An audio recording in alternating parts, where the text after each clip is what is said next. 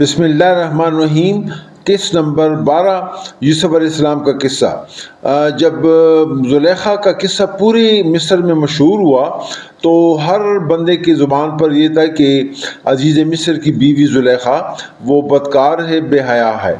تو اس واقعے کو چھپانے کے لیے یا اس واقعے کو ختم کرنے کے لیے عزیز مصر کو معلوم تھا کہ وہ یوسف بے گناہ ہے، لیکن اس خلقت کو بچانے کے لیے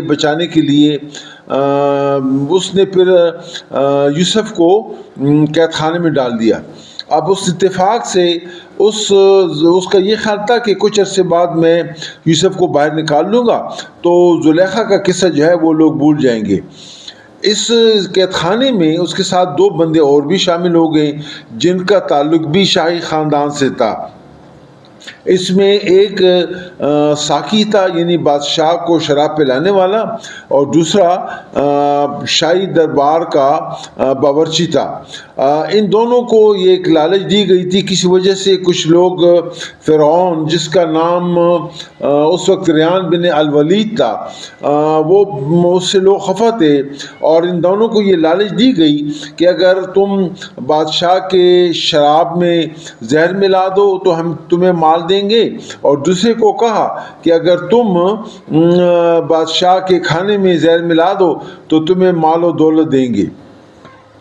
اب کسی وجہ سے بادشاہ کو یہ بات معلوم ہو گئی، یا لوگ کہتے ہیں کہ ساقی نے، شراب پلانے والے نے یہ بات بادشاہ کو بتائی، تو بادشاہ نے جب اس کے سامنے شراب پیش کی گئی تو اس نے پینے سے انکار کیا، اور جب اس کے سامنے کھانا پیش کیا گیا تو اس نے اس کھانے سے بھی انکار کیا۔ بعد میں پتہ چلا کہ اس میں بھی زہر ملا ہوا تھا۔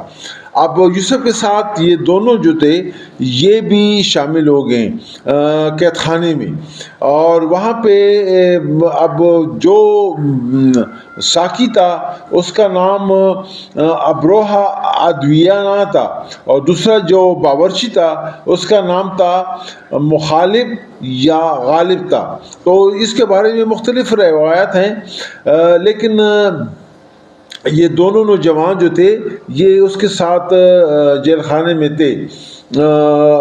اب یوسف نے وہاں پہ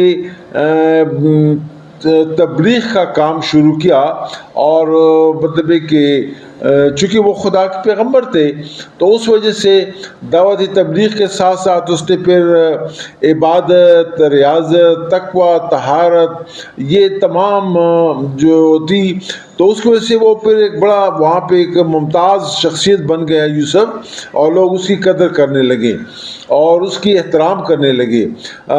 ایون کہ جیل کا دروغہ بھی وہ بھی اس کا متقد ہو گیا۔ ان الفاظ کے ساتھ فیصل کو اجازت دیجیے گا۔ السلام علیکم ورحمۃ اللہ وبرکاتہ۔